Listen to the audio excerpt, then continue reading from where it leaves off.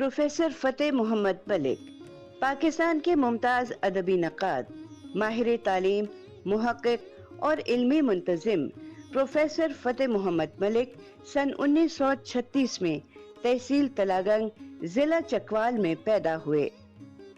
इब्तदाई तालीम के बाद आला तालीम की Manazil government Gordon college Rawalpindi में तय की। प्रोफेसर फ़तेह मोहम्मद मलिक ने पेशावराना तौर पर तदरीस का शोबा इख्तियार किया। कायद-ए-आज़म यूनिवर्सिटी इस्लामाबाद में शोबा पाकिस्तान स्टडीज के सरबराह रहे। बादाज़ा इंटरनेशनल इस्लामिक यूनिवर्सिटी इस्लामाबाद में रेक्टर के ओहदे पर फाइज हुए। पाकिस्तान में आला तालीमी खिदमात के अलावा Colombia university New York, Heidelberg university Germany, Saint Petersburg university रूस और हमबोल्ट यूनिवर्सिटी जर्मनी में उर्दू की तदरीस से वाबस्ता रहे। प्रोफेसर फ़तेह मोहम्मद मलिक 70 की दहाई में पंजाब हुकूमत के सकाफती मुशीर रहे। मुक़्तदरा कौमी ज़बान में सदर नशीर रहे। तदरीस और तहक़ीक़ में 44 साल तजुर्बा रखने वाले प्रोफेसर फ़तेह मोहम्मद मलिक उर्दू अदब के मुख्तलिफ मौज़ूआत पर दर्जनों किताबों के मुसन्निफ़ हैं। मुअक्कर इल्मी और तहक़ीक़ी जरीदों में उनके सैकड़ों तहक़ीक़ी मक़ालात शाया हुए। फ़तेह मोहम्मद मलिक मुतअद्दिद जामियात और तालीमी और अदबी तंज़ीमात के इंतज़ामी मनासिब पर फाइज रहे। अदब के शोबे में नुमाया खिदमात के एतराफ़ के तौर पर हुकूमत पाकिस्तान ने आपको सितारा इम्तियाज़ अता किया। आदाब। पाकिस्तान टेलीविज़न के प्रोग्राम सदरंग में मैं आपका मेज़बान वजाहत मसूद आपकी खिदमत में हाज़िर हूँ और हमारे लिए बहुत एज़ाज़ की बात है कि आज हम मुलाकात कर रहे हैं पाकिस्तान में, बर्र-ए-सग़ीर में, दुनिया भर में जहाँ उर्दू बोली जाती है, सफ़े अव्वल के उर्दू नक़ाद, मुंतज़िम, उस्ताद मोहतरम प्रोफेसर फ़तेह मोहम्मद मलिक साहब से। मलिक साहब आदाब। शुक्रिया याद आवरी का। प्रोफेसर साहब, आपकी पैदाइश तलागंग के मरदम खिज़ खित्ते में हुई, लेकिन ये खित्ता, इसकी जो मरदम खिज़ी है उसमें आधा हिस्सा सिपेहगरी का है और आधा इल्म अदब का है। आपने इल्म अदब का, कलम का, किताब का इंतखाब किया, लेकिन ये कुछ इंसानी इर्तिका में अजीब सी बात नहीं है कि ये दोनों जो शोबे हैं इनमें कुछ नामियाती ताल्लुक तो कम पाया जाता है? मेरा ख्याल ये है कि अंग्रेज़ ने इस इलाके को फ़ौजी भर्ती की सदाबहार फसल बनाए रखा। लेकिन ये जो भी फ़ौजी भर्ती के असरात थे इस पूरे इलाके पे, उसके साथ ही साथ इसकी पुरानी अक़दार, जो इल्मी अक़दार थी, जो दीनी रवायात थी, कि जो जब मुसलमान बर्र-ए-सग़ीर में दाखिल हुए तो एक बड़ा रास्ता वही था जिस रास्ते में ये इलाका, जो आज अहमद नज़ीम कासमी मरहूम की लफ्ज़ों में फ़ौजी भर्ती की सदाबहार फसल उगाता रहा। लेकिन देखिए, वही अहमद नज़ीम कासमी बहुत बड़े अदीब वहाँ से पैदा हुए, और मैंने देखा कि हमारे छोटे से घर के साथ साथ हमारे पसमानदा गांव में 2-3 ज़ाती लाइब्रेरियाँ थी लोगों की, पढ़ने वाले और इल्म से दिलचस्पी रखने वाले दीनदार ख़ानदान हमारे पसमानदा गांव में भी मौजूद थे। तो मैं समझता हूँ शायद यही जो विरासत है मुझ तक पहुँची। मैं इसी इलाके के एक गरीब मगर रूहानी और दीनी तौर पे सरवतमंद घराने में पैदा हुआ, और वहीं मैंने तरबियत पाई। अगर आज भी मुझसे पूछा जाए कि उस गरीब घर की बजाय किसी दौलतमंद घर में पैदा होना पसंद करोगे, تو میں کہوں گا نہیں، بالکل نہیں، وہی گھر اچھا ہے جس میں غربت کے ماحول میں مجھے علمی ثروت مندی کی دولت واہ نصیب واہ ہوئی. واہ واہ، جی بجا فرمایا. تھوڑا سا جی آپ سے اجازت لے کے ہلکا سا زاویہ سوئے ادب کا اس میں آتا ہے، نہیں، لیکن یہ کہ سر آپ کی پیدائش 1936 کی ہے. جی جی اتفاق سے تاریخی طور پہ یہ برس 1936 جی یہ ترقی پسند تحریک کا جی صحیح نقطۂ آغاز آغاز ہے، سمجھا بالکل. جاتا ہے. آپ ترقی پسند رہے ہیں، لیکن آپ کو معروف معنوں میں اس ترقی پسند گروہ کا حصہ نہیں، نہیں سمجھا گیا. یہ کیسے ہوا؟ اس کی وجہ یہ ہے کہ میں نے لکھا بھی ہے، احسان مند ہوں ڈاکٹر غلام جیلانی برق کا، پروفیسر محمد عثمان کا، جی اور اس زمانے میں جو کیبل پور کالج کہلاتا تھا آج اٹک ہے. جی اچھا، اب اٹک کالج کے اساتذہ کرام نے مجھے کبھی منع نہیں کیا کہ یہ کمیونزم پہ کتاب کیوں پڑھ رہے ہو. وہ جیسے میں نے لکھا بھی ہے کہ وہ جب میرے ہاتھ پہ کتاب دیکھتے تھے، پروفیسر عثمان ہو یا ڈاکٹر غلام جیلانی برق، تو کہتے تھے شاباش پڑھو یہ، لیکن پڑھنے کے بعد یہ کتاب ہمیں دو کیونکہ ہم نے ابھی نہیں پڑھی، اور ہم یہ کتاب پڑھ رہے ہیں. وہ دینداری کی موضوع پہ کتابیں ہوا کرتی تھیں، انگریزی کی بھی، اردو کی بھی. تو وہ کتاب شاید میں مجھ سے جب لیتے تھے تو میرا خیال ہے اب پتہ چلتا ہے کہ پڑھتے نہیں تھے. وہ صرف یہ چاہتے تھے کہ میں یہ ترقی پسندی کے اور اشتراکیت پسندی کے جو ماحول میں جو ادب تخلیق کیا جا رہا ہے اسے پڑھ رہا ہوں تو میں اسلام سے دور نہ ہو جاؤں. تو اسی طرح سے وہ گفتگو بھی کرتے تھے اور پھر خیال رکھتے تھے میرا کہ مجھے یہ نہ کہیں کہ یہ نہ پڑھو. کہا یہ پڑھ لو، پھر یہ کتاب ہمیں دو، ہم بھی پڑھیں گے، ہم یہ پڑھ رہے ہیں تم یہ پڑھنا اس کے بعد. اچھا، پھر اس کے علاوہ ایک اتفاق ایسا ہوا کہ اس زمانے میں کالج کے ہاسٹل میں بھی ایک لائبریری ہوتی تھی جو صرف اتوار کو کھلتی تھی. رائٹ. تو میں اس شوق میں داخل ہوا تھا کہ ڈاکٹر بنوں گا. ایف ایس سی میں داخلہ لیا تھا. وہاں میں نے ہاسٹل کی لائبریری میں احمد ندیم قاسمی کی کتاب دیکھی، شعلہ گل. نہ در و دیوار. اچھا، پہلی وہ در و دیوار افسانوں کا مجموعہ. افسانوں. وہ جو میں نے پڑھنا شروع کی تو مجھے یوں لگا میں اپنے گاؤں کے گلی محلوں میں گھوم پھر رہا ہوں اور جو مصائب ہمارے گاؤں کے لوگوں کے مجھے نہیں پتہ اس سے معلوم ہو رہے ہیں. واہ. تو وہاں سے یہ تبدیلی آئی میرے اندر کہ میں سائنٹسٹ نہیں بنوں گا، میں علم و ادب سے دلچسپی رکھنے والا ایک آدمی بنوں گا، میں آرٹس لوں گا. تو ہم نے تو کوئی ایسا تخلیقی آدمی نہیں دیکھا جس نے زندگی میں ایک سے زیادہ بار اپنا راستہ تبدیل کیا. اور میں یہ سمجھتا ہوں کہ یہ اللہ کی عنایت ہے. تو جب میں گیا اس کے پاس، پرنسپل صاحب کے پاس، کہ میں تو سبجیکٹ بدلتا ہوں، میں اب آرٹس لیتا ہوں. جی جی. تو انہوں نے کہا کہ مجھے تمہارے والد سے بات کرنا ہوگی اس لیے کہ تم فیل ہو جاؤ گے، اب 3 مہینے رہ گئے.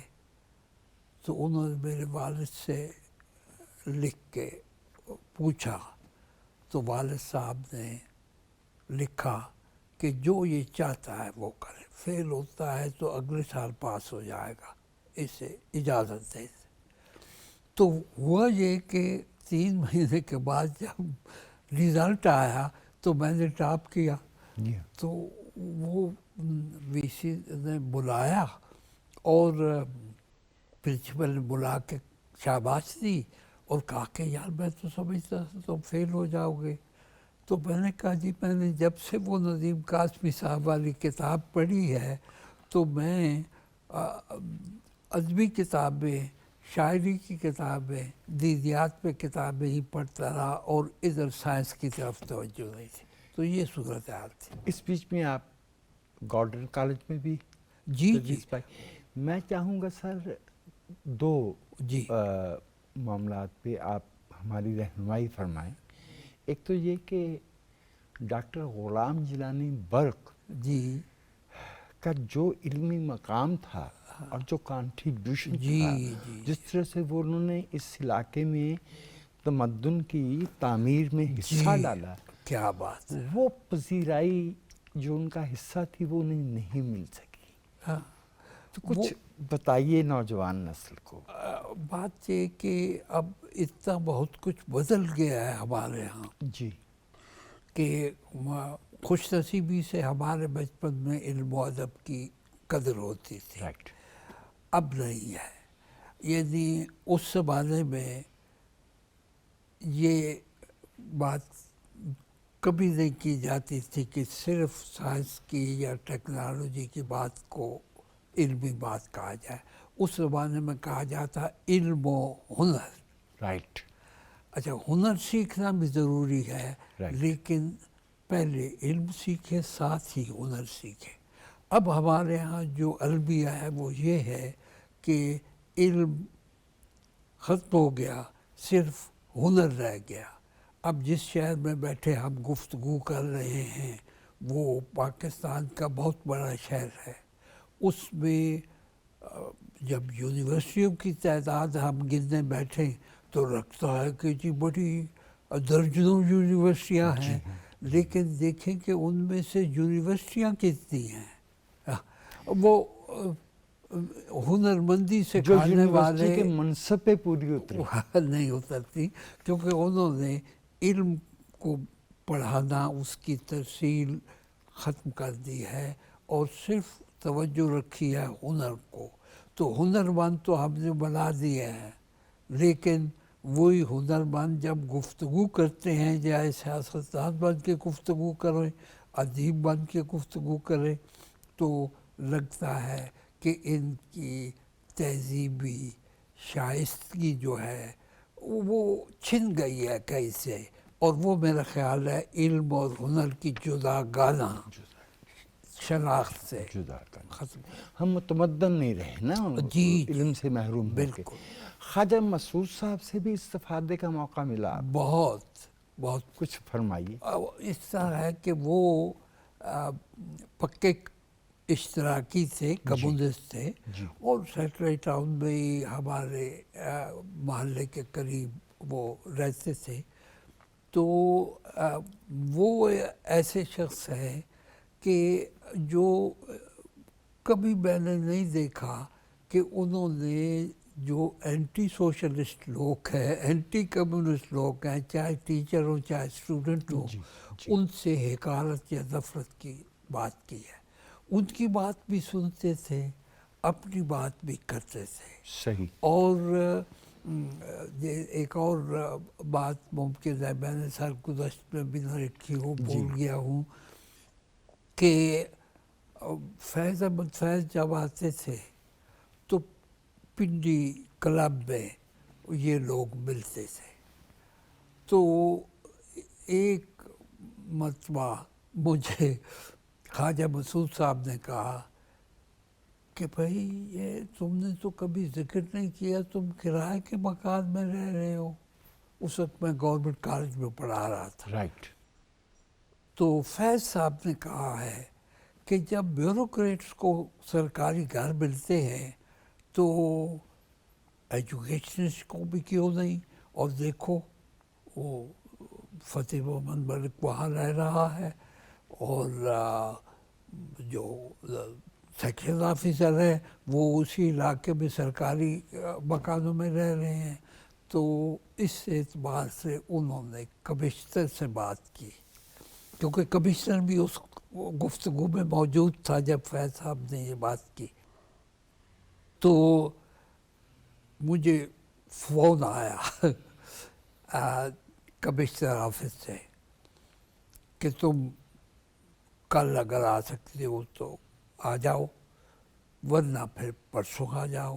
تو میں اگلے دن گیا تو انہوں نے کہا کہ بھائی یہ فیض صاحب نے سوال اٹھایا ہے، ہمیں بھی اندازہ ہوا ہے کہ یہ ہم اسکالرس کے ساتھ اور تعلیم عام کرنے والے لوگوں کے ساتھ زیادتی کر رہے ہیں، جی تو تمہیں سیٹلائٹ ٹاؤن میں فلاں مکان الاٹ کیا جاتا ہے سرکاری طور پہ۔ اچھا، تو وہ مجھے لگتا ہے میرے علم کے مطابق کہ میں پہلا ایک ایجوکیشن ورکر تھا کہ جسے سرکاری مکان ملا، اور پھر اس کے بعد ملتے چلے گئے لوگوں۔ پروفیسر صاحب، فیض احمد فیض اور احمد ندیم قاسمی جی دونوں کی قامت میں کوئی اب جی سوال تو نہیں ہے، جی جی it belongs to history now, لیکن دونوں کے درمیان گرم جوشی میں اونچ نیچ آتا رہا۔ بہت آتا رہا۔ آپ نے جی ندیم شناسی بھی لکھی، جی اور 94 میں فیض صاحب کے جی انتقال کے 10 برس بعد فیض صاحب کی شخصیت اور فن پہ بھی آپ نے اور ایسی وسعت سے کہ جو فیض صاحب کے خود کو سمجھتے ہوں ہلکا جی مند، ان کو بھی ناگوار نہ گزرے، اور آپ کا جو اپنا نقطہ نظر ہے وہ آپ نے پیش کیا اور فیض صاحب کے شعر سے نکال کے پیش کیا۔ یہ جو وسعت قلبی ہے جی جس میں آپ گروہ بندی کا شکار نہیں ہوئے، نہیں، بالکل نہیں۔ یہ اس کی اگر جڑیں دیکھنا چاہیں یا اس کو کن تک پہنچنا چاہیں، کچھ فرمائیے کہ ایسا کیسے ممکن ہوا؟ چونکہ لگتا ہے کہ آخری وقت عہد میں، آخری برسوں میں جی ندیم صاحب کچھ ذرا زود حس بھی ہو گئے تھے۔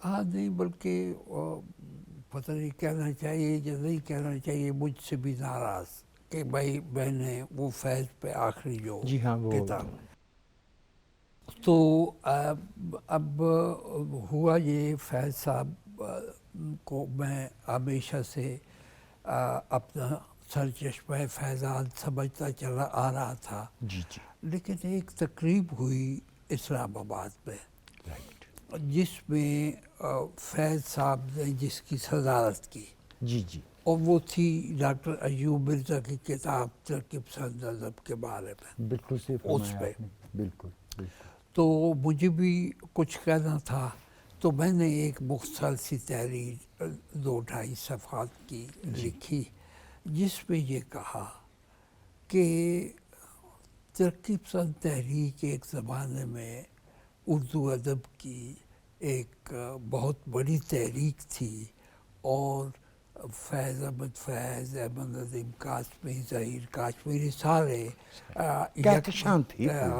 یک زبان اور یک دل تھے۔ جی لیکن اب یہ ہے کہ وہ 2 حصوں میں بٹ گئی ہے، ایک فیض کے پرستاروں کی ہے، ایک ندیم قاسمی کے پرستاروں کی ہے۔ جی اور وہ پرستار جب ہم دیکھیں تو وہ ترقی پسند نہیں ہے، وہ اور مسلک کے لوگ ہیں۔ تو میں نے تو وہ بات کر دی اس طرح سے۔ فیض صاحب نے ایوب مرزا سے کہا کہ بھائی تم نے ملک صاحب کو بھی کھانے پہ بلانا ہے۔ اس نے کہا میں نے آلریڈی بلا رکھا ہے کہ میں نے ان سے بات کر لی۔ اب وہ لوگ اٹھتے گئے، پھر انہوں نے کہا کہ جب سب لوگ اٹھ جائیں گے اس کے بعد بات کریں گے۔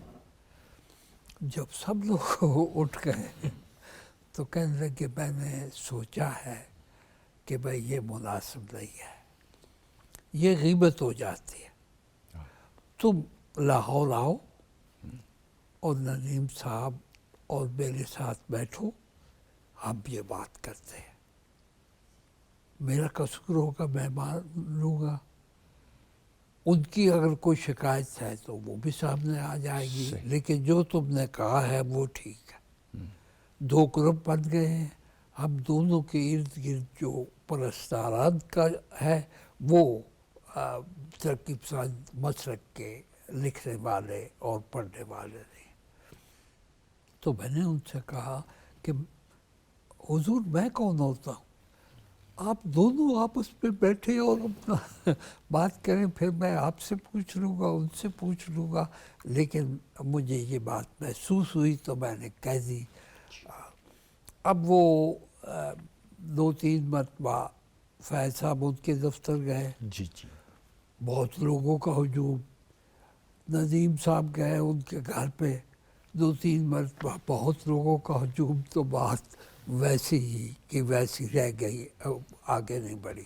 لیکن یہ ضرور ہوا کہ مجھے پتہ نہیں کہنا چاہیے یا نہیں کہنا چاہیے، میرے برادر عزیز محسن احمد ندیم قاسمی صاحب، لیکن انہیں اس پہ بہت غصہ تھا کہ میں نے فیض شناسی کے آخری باب پہ کیوں لکھا.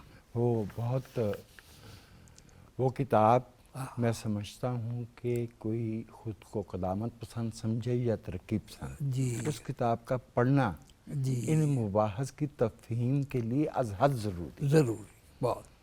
اس کے بغیر جی تو یہ جو اعلیٰ ظرفی جی فیض صاحب کے اس جملے میں تھی کہ بھئی یہ تو غیبت ہو جائے گی. ہاں عجیب، یعنی اسی طرح کا معلوم ہوتا ہے کہ گویا آپ نے بھی اس کو عادت ہی بنا لیا ہے. ایک واقعہ قدرت اللہ شہاب سے بھی منسوب کیا جاتا ہے کہ ان کی موجودگی میں آپ نے کچھ بات کی، جی جی اور کچھ ایسے جملے آئے اس میں ہاں جس میں قدرت اللہ شہاب کے پرستار سمجھتے تھے کہ آپ نے شاید کوئی بہت بری حملہ بات کر کہی ہے، اور شہاب صاحب خوش ہے. ہاں. کچھ تھوڑا فرمائیے. وہ اس طرح ہے کہ راولپنڈی کے پریس کلب میں ایک تقریب ہو رہی تھی. جی جی تو اب میں احسان مند ہوں کہ مجھے ایسی تقریبات میں ضرور بلایا جاتا تھا، میں بھی وہاں تھا موجود. تو میں نے شہاب صاحب کے فن پہ جب ختم کی اپنی تحریر، رائٹ سر. تو آگے کہا کہ اب جب سے ایوب خان کے کا عہد شروع ہوا ہے تو شہاب صاحب نے سیاسی موضوعات پہ لکھنا شروع کر دیا ہے. تو ان کی 2 تحریروں کو سامنے رکھا اور وہ انہیں ایک طرح سے نکتہ چینی کی ان پہ کہ یہ نہیں ہونا چاہیے، کیونکہ وہ شہاب صاحب کی افسانہ نگار فردی کہاں ہے، وہ افسانہ نگار کہاں ہے. کہا. تو اب وہ ہوتا ہے کہ جب اقتدار میں لوگ ہوتے ہیں تو بہت سے حقیقی، بہت سے جعلی پرستار، تو ایک شور مچ گیا کہ یہ صاحب کے خلاف بات کر دی سارے. تو شہاب صاحب نے کہا کہ چپ، اس نے ٹھیک بات کی ہے اور یہ میری غلطی ہے. اچھا اب وہ ختم ہو گئی بات. دوسرے روز ممتاز مفتی صاحب آئے. جی اچھا اس وقت کنٹونمنٹ بورڈ کے ایک ہوٹل میں ادیبوں کا اکٹھ ہوا کرتا تھا. رائٹ. تو وہاں مجھے دیکھا، باہر لے گئے کہ وہ مضمون جو ہے شہاب صاحب چاہتے ہیں کہ فنون میں بھیج دیا جائے ایسے ہی جیسے لکھا ہوا، ایک سطر بھی نہیں کاٹنی، تو مجھے دے دو وہ. تو میں نے کہا کہ میں آپ کا بھی نیاز مند ہوں، ان کا بھی شکر گزار ہوں، لیکن میں فنون میں لکھتا چلا آ رہا ہوں تو کل میں خود بھیج دوں گا. وہ بھیج دیا، ایسے ہی ایک سطر نہیں کاٹی گئی وہ. اور شہاب صاحب نے اس کے بعد کبھی میں نے نہیں سنا اور پڑھا کہ انہوں نے حکومت وقت کے بارے میں کہیں کوئی گفتگو کی ہو. ناظرین، ہم پاکستان میں صفحہ اول کے دانشور، نقاد، استاد محترم پروفیسر فتح محمد ملک صاحب سے گفتگو کر رہے ہیں. ایک چھوٹے سے وقفے کے بعد دوبارہ آپ کی خدمت میں حاضر ہوتے ہیں.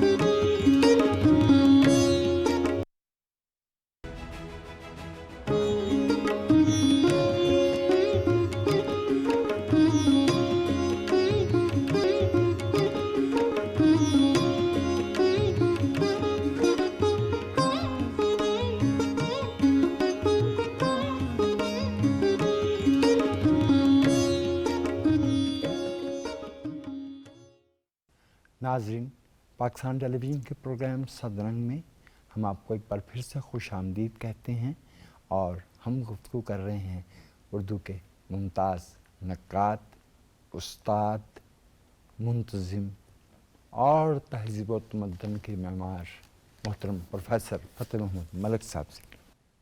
प्रोफेसर साहब,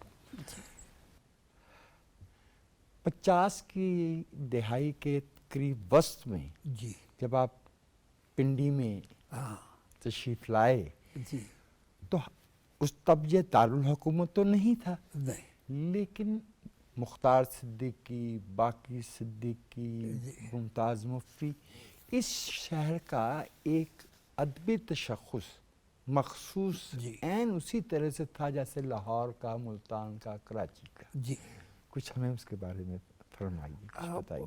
बात है कि इसे भी मैं अपनी बहुत बड़ी खुश नसीबी समझता हूँ कि मैं BA का इम्तिहान पास करने के बाद ये सोच के कि अब वालिदैन पे बोझ नहीं बनना चाहिए तो यहाँ रावलपिंडी आ गया।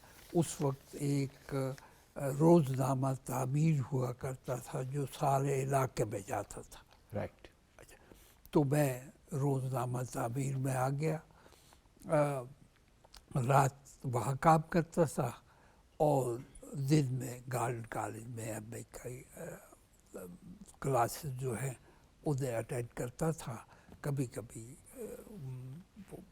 नहीं भी पहुँच सकता था, लेकिन दाखिला हो गया। अब यहाँ जब मैं आया तो मैंने देखा कि बाकी सिद्दीकी साहब का आपने जिक्र किया, वो रेडियो के एक प्रोग्राम में वो मुझे ले गए। तो उस प्रोग्राम में वो पटवारी प्रोग्राम था, तो एक तरह से अखबार की मुलाजमत के साथ साथ ये शुरू हो गया कि ब्रॉडकास्टिंग भी शुरू हो गई। अच्छा, यहाँ से अब मुझे लगता है कि उस वक्त तो मैं माशी तंगदस्ती को दूर करने के लिए गया था, लेकिन अब लगता है कि अल्लाह ताला मेरी तालीम के मराहिल जो हैं उन्हें तनव्वुर बख्श रहा है, क्लासरूम में भी और क्लासरूम से बाहर भी। तो वहाँ जब मैं गया तो वहाँ बाकी सिद्दीकी साहब की और उस प्रोग्राम की वजह से तमाम यहाँ जो बड़े बड़े लिखने वाले थे उनसे नियाज़बंदी हासिल हुई। फिर ये कि अहमद नदीम कासमी साहब जब भी यहाँ आते थे जी तो मेरे पास क्या फरमाते। नतीजे ये कि ये सारे लोग जमील मलिक हो, ज़फ़र हो, अहमद फराज, उस्ताद यूसुफ ज़फ़र भी होते थे। यूसुफ ज़फ़र भी थे। हाँ। और यूसुफ ज़फ़र साहब कश्मीर के जो चैनल था ना, जी कश्मीरियात का, राइट, उसके इंचार्ज थे। और उन्होंने भी बारहा मुझे, मैं नहीं समझता कि मेरी सलाहियतों की वजह से कि भाई ये काम भी कर रहा है, पढ़ भी रहा है, तो मुझे भी अपने प्रोग्रामों में नवाजते थे बुलाकर। तो फिर तो यकीनी तौर पे अहमद शमीम भी वहाँ होते वो अहमद शमीम भी थे। अहमद शमीम और जमील मलिक एक गली में रहते थे, साथ साथ करते। राइट। अच्छा, तो जब अहमद नदीम कासमी आते थे तो इन लोगों के साथ वो, मैं तो एक नाआशना सा शख्स था, नया आया हुआ आदमी, لیکن ندیم صاحب کی وجہ سے میں بھی وہاں پھر ان محفلوں میں بیٹھتا تھا اور سیکھتا تھا، سنتا تھا ان کی باتیں، تو ان سے بھی روابط اسی زمانے میں احمد شمیم صاحب سے بھی ہوئے، جمیل ملک، احمد ظفر، احمد شمیم، افسر پرویز.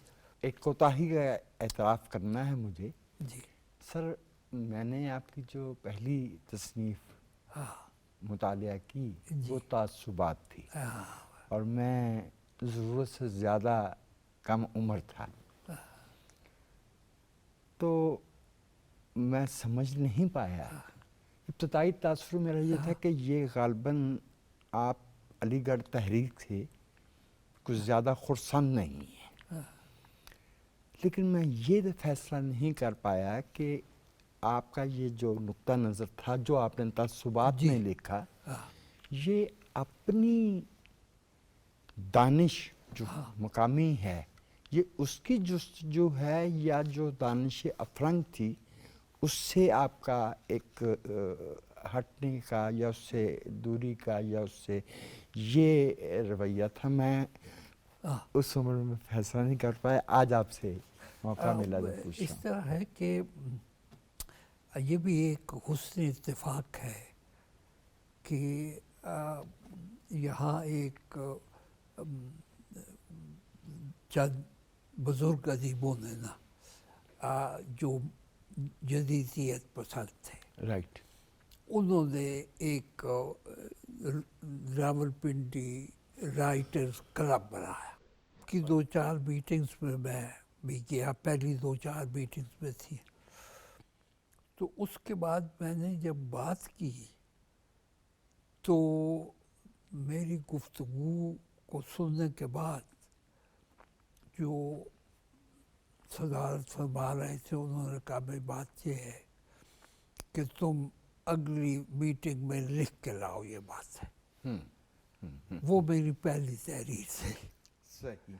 اچھا وہ جب لکھی میں نے مرزا ادیب صاحب کو بھیجی تو انہیں پسند آئی، لیکن انہوں نے ڈیلے کر دی 6-7 مہینے. اتنے میں ان کے کان تک بات پہنچی نیا دور جو جمیل چالبی صاحب کراچی سے، رائٹ. تو انہوں نے کہا وہ مجھے بھیج دو. میں نے جب مرزا ادیب صاحب سے مانگی واپس تو انہوں نے کہا وہ تو اگلے شمارے میں آ رہی ہے تو انہوں نے چھاپ دی. تو اس طرح سے اسے آج تو میں حسن اتفاق کہتا ہوں، لیکن اس وقت تک میں نے کوئی ادبی تحریر نہیں لکھی تھی، اور وہاں بس زبانی گفتگو تھی جو ادیبوں سے. تو انہوں نے کہا بھائی یہ باتیں جو ہے انہیں ہم زیر بحث نہیں لاتے، تم لکھ کے اگلے اس میں لاؤ. تو وہ اس طرح سے میری تحریر کا سلسلہ شروع ہو گیا. پروفیسر صاحب آپ اگر میں غلطی نہیں کرتا تو قائد اعظم یونیورسٹی میں جی پاکستان اسٹڈیز کے ہیڈ آف دی ڈپارٹمنٹ بھی رہے جی سرویشو. بالکل. اور یہ جو مضمون ہے مطالعہ پاکستان، جی یہ 71 والے جی ٹریجڈی کے بعد انٹروڈیوس کروایا جی گیا تھا. جی غالباً محترمہ کنیز یوسف جی جی اس میں متحرک تھیں. ایک طالب علم کی حیثیت سے میرا ایک شکوہ ہے، جی میں آپ سے چاہتا ہوں کہ آپ میری رہنمائی فرمائیں کہ اس سبجیکٹ میں جیوگرافی جو ہے اسے بہت نظر انداز کیا جاتا ہے. جیوگرافی نہ پڑھنے کی وجہ سے ہماری جو نوجوان نسل ہے اس کا جو شعور تناسب ہے ڈسٹنس کا وہ بہت متاثر ہے. جیوگرافی جو ہے اس کے بغیر ہم اپنے بچوں کو کیسے آج کی دنیا میں جوڑ پائیں گے؟ اب یہ ہے کہ میں آپ سے 100% اتفاق کرتا ہوں. جاگرفی کا ایک الگ ڈپارٹمنٹ تھا یونیورسٹی میں، جی اس لیے انہوں نے یہاں نہیں اس پاکستان اسٹڈیز میں نہیں رکھی. اسٹوڈنٹ جا کے وہاں پڑھ لیتے تھے جو چاہتے تھے، لازمی مضمون کے طور پہ نہیں تھا. بہت کچھ نہیں ہے پاکستان اسٹڈیز میں،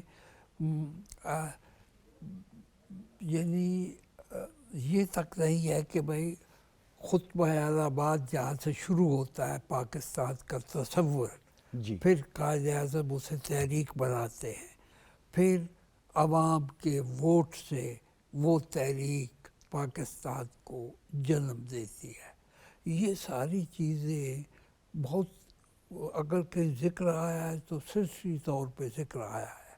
جب 1930 کا خطبہ اعلانات پیش کیا گیا اقبال کی طرف سے، تو اس سے اگلے دن ڈیلی ٹائمز انڈیا میں جو ایڈیٹوریل آیا اس میں مغربی ممالک کی توجہ دلائی گئی اس بات کی طرف کہ آپ ذرا غور کریں کہ اقبال جو ایک جدید آزاد مسلمان مملکت قائم کر رہا ہے، وہ کہاں کر رہا ہے؟ ایک چھوٹے سے خطے میں آپ سمجھتے ہیں کر رہا ہے. اس کے ویسٹ ورڈ تو ساری دنیا اسلام پھیلی ہوئی ہے. اب یہ ہے وہ خطرہ جو یورپ اور مغرب کو اب تک ستاتا چلا آ رہا ہے، اور وہ ہمارے نظام تعلیم کو بھی اپنے گرفت میں لے چکے ہیں، اور ہمارے جو تاریخ کے ایسے ابواب ہیں کہ جنہیں ہر کسی کے ذہن میں ہونا چاہیے وہ نہیں. اب دیکھیں آج کیا ہے. جی فرمائیں. یعنی خود اقبال نے وہ اس خطبے کے بعد ایک بہت بڑی متن لکھی تھی، پس چه باید کرد اے اقوام شرق. Right right. ہر قوم آزاد ہو لیکن اسلام کے ساتھ مضبوط رشتہ اپنا قائم رکھے. اقبال کا خواب مجھے یقین ہے کہ آج نہیں ہو سکا تو کل ضرور بیدار کرے گا امت مسلمہ کو، جسے اقبال نے اقوام مشرق کا نام دیا ہے. کوئی قوم دوسرے قوم پہ قبضہ نہ کرے، دوسرے ملک پہ قبضہ نہ کرے، اپنے اپنے جغرافیائی خطے میں رہتے ہوئے دین اسلام کی صداقت کو اپنے دل میں جذب کرے. تو پھر کیا ہوگا؟ پھر ساری اقوام مشرق جو ہیں وہ اپنے اپنے دائروں میں اپنے اپنے ممالک میں آزاد ہوں گی، لیکن اسلام کی بقا اور اسلام کی ارتقاء اس میں ثابت قدم ہو کے یکجان ہو جائے گی. ان کا اپنا ایک ثقافتی تشخص ہوگا. جی لیکن جو آپ فرما رہے ہیں جی وہ تاریخ کا ناگزیر دھارا ہے. دھارا ہے بالکل. 21 سینچری یا آنے والے جو ہمارے بعد ہوں گے جی وہ دیکھ لیں گے کہ یہ ورکیبل نہیں ہے. نہیں ہے. اور یہ خود اقبال نے authoritarian ملت اسلامیہ نہیں کہا، اقوام مشرق کہا ہے. جی اچھا، اس پہ مجھے چونکہ سر آپ نے ایک سے زیادہ دفعہ ہائیڈلبرگ، جی ہمبولڈ، جرمنی میں بھی، سینٹ پیٹرز برگ یونیورسٹی میں بھی جی. پڑھایا. سینٹ پیٹرز میں غالباً آپ تب گئے جب سوویت سسٹم کولیپس کر چکا. میں جاننا چاہوں گا جی کہ وہ 70 برس ہاں جن کے بارے میں میری جو ذاتی رائے ہے وہ میں پبلک میں دے نہیں سکتا، ہاں ٹھیک. ان سے گزرنے کے بعد آپ نے وہاں کے رہنے والوں کی نفسیات پہ، ان کے چونکہ وسپرنگ ڈیکٹس کہا جاتا ہے، ہاں اور وسپر آپ کرتے تب ہیں جب آپ خوفزدہ ہوتے. بالکل. تو اس سسٹم سے جو انسانوں کی زندگی کے ایک ایک پہلو کو مائکرو مینج کر رہا تھا، ڈیموکریٹائزیشن کی طرف جو سفر ہے کچھ خطوں میں تو ہو گیا اور کچھ پہ نہیں ہو سکا. جی کچھ مشاہدات اپنے میں فرمائیے. جو وہاں میں نے بہت ہی انسپائرنگ تجربہ کیا وہ یہ کہ جب میں وہاں گیا تو ٹوٹ چکا تھا سوویت یونین، تو میں نے جو پہلی ٹیکسی لی نا یونیورسٹی جانے کے لیے جی تو اس کے ڈرائیور سے پوچھا کہ سوویٹ سسٹم فیل ہو گیا تو آپ کی اس پہ کیا رائے ہے؟ تو اس نے دیکھا میری طرف بہت غور سے، کہنے لگا سوویٹ سسٹم نہیں فیل ہوا، ہم فیل ہوا۔ اچھا میں نے پھر یہ سوال ہر سطح کے آدمی سے، اب یونیورسٹی کے جو وائس چانسلر رہے اور ڈین تھے ان سے بھی طریقے سے، تو سبھی نے کہا کہ ہماری غلطی ہے، سسٹم وہی ٹھیک ہے اور بالآخر ہم وہی سسٹم اپلائیں گے۔ یہ بات ہم نے ایک سے زیادہ دفعہ ایک سے زیادہ قوموں میں تاریخ میں سن رکھی ہے، جی لیکن آپ کو یاد ہوگا ایک ہمارے شاعر ہوتے تھے جوہر میر، جی پشاور سے جی، پھر وہ کراچی بھی چلے گئے، پھر وہ نیو یارک جا کے ان کا جی انتقال ہوا۔ جی ان کا ایک شعر تھا، ہاں اپنے مخصوص تناظر میں نہیں دیتے، اس کو ذرا وسیع جی دیکھ جی لیتے ہیں۔ میرے وطن کی شکستہ جبیں پہ لکھا ہے، واہ جو چیز ٹوٹ کے بنتی ہے ٹوٹ جاتی ہے۔ واہ آپ کی دلچسپیوں کا اور آپ کے کام کا کی رینج، وسعت، فہرست ایسی وسیع ہے کہ ایک نشست میں اس کا احاطہ نہیں ہو سکتا۔ میں پاکستان ٹیلی ویژن کی طرف سے، ہماری صدرنگ کی ٹیم کی طرف سے اور ذاتی طور پہ آپ کا بے حد شکر گزار ہوں۔ اس نشست کے لیے ہم آپ کو ایک نشست مزید انہی موضوعات پہ گفتگو کے لیے زحمت دیں گے۔ میں حاضر ہوں گا، بالکل حاضر ہوں گا۔ آپ سے مل کے ایک مدت کے بعد اس قدر خوشی نصیب ہوئی آپ کی شفقت۔ کہ آج کل میں زیادہ تر تو گھر ہی پہ وقت بسر کرتا ہوں، اپنے لکھنے پڑھنے میں ہی رہتا ہوں، کیونکہ چلنا پھرنا بھی آسان نہیں رہا، آسان نہیں رہا۔ تو انشاءاللہ بار بار ملیں گے۔ بہت عنایت۔ تو ناظرین، پاکستان ٹیلی ویژن کے پروگرام صدرنگ میں یہ تھی ہماری پہلی نشست، ہمارے ملک کے صفِ اول کے دانشور، نقاد، استاد، منتظم اور ہمارے عہد کے خد و خال کو مرتب کرنے والے پروفیسر فتح محمد ملک صاحب کے ساتھ۔ پروفیسر صاحب کے ساتھ دوسری نشست کے ساتھ آئندہ ہفتے دوبارہ آپ کی خدمت میں حاضر ہوں گے۔ اس وقت تک کے لیے وجاہت مسعود کو اجازت دیجیے۔ آداب۔